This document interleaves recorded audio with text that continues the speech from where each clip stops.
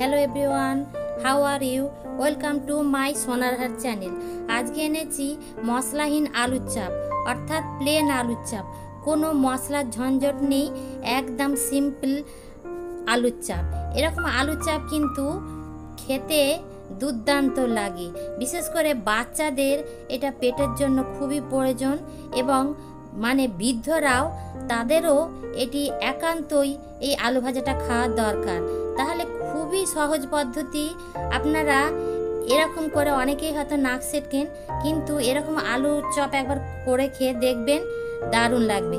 আলুগুলোকে আমি যেমন আলু ভাজি তেমন করে আমি পিস পিস করে, প্রায় একটা আলু থেকে কতগুলো আলুর চপ হবে দেখুন, প্রায় 10-12টা আমার আলু পিস কাটা হয়ে গেল। এটা আমি ধুয়ে ভালো করে পরিষ্কার করে নিয়েছি।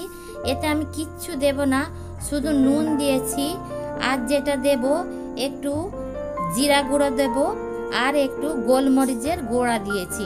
গোলমরিচের গুঁড়াটা আমার স্কিপ হয়ে গেছে, দেখানো হয়নি। এবার আমি একটা বাটিতে বেসন গুলবো। বেসন আমার খুব কম লাগবে, মাত্র হাফ কাপ। আমি 10-12টা করব, হাফ কাপ। আধ কাপে আর আধ কাপে এটা দিচ্ছি ময়দা, আর দিয়েছি কর্নফ্লাওয়ার, আর দিয়েছি চালের গুঁড়ো। কর্নফ্লাওয়ার দিয়েছি, ময়দা দিয়েছি, আর দিয়েছি চালের গুঁড়ো। এটা দিচ্ছি আদাকে একটু গ্রেট করে নিয়েছি, আদার টুকরো, এবার কাঁচা লঙ্কার টুকরো। এবার যেটুকুন মশলা দেব শুধু ব্যাটার টুকুনেতে যা হালকা মশলা দেব, আর আমি আলুতে কোনো মশলা দেব না।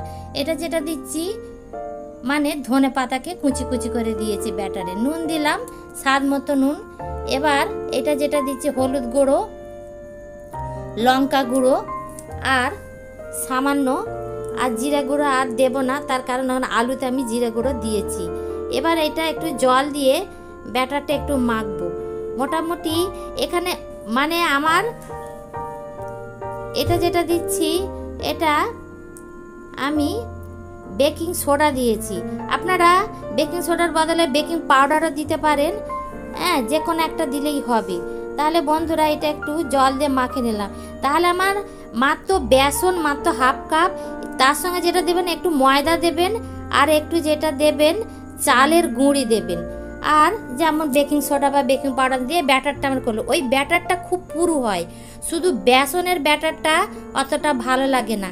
আর যেটা আছে সিক্রেট কর্নফ্লাওয়ারটা দিয়ে ভালো করে ব্যাটারটা করবেন।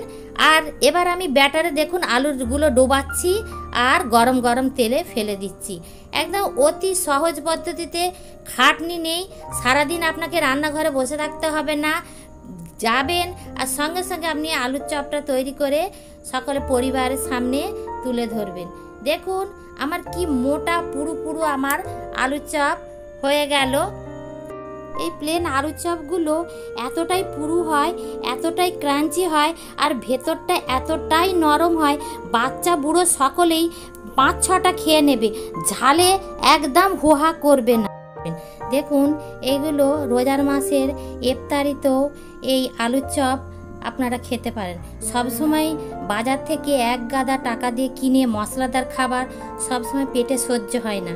এরকম প্লেন আলুর চপও অনেক সময় মুখে স্বাদ বাড়িয়ে দেয়। তাহলে আলুর চপ দেখতে দেখতে খেতে খেতে তাহলে আমরা একটা ছোট্ট ছড়া বলছি।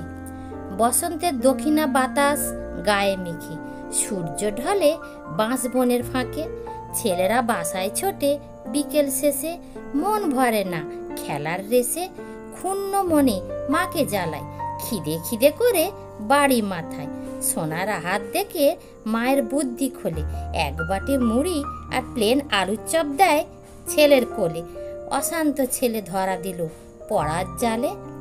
বন্ধুরা দেখুন এই আলুর চপটা অন্যান্য আলুর চপের থেকে এই আলুর চপটা খেতে একদম খারাপ নয়। বন্ধুরা ভালো লাগলে একটা লাইক, শেয়ার, কমেন্টস করবেন, আর পরের রেসিপিতে আপনাদের সঙ্গে দেখা হবে। ধন্যবাদ।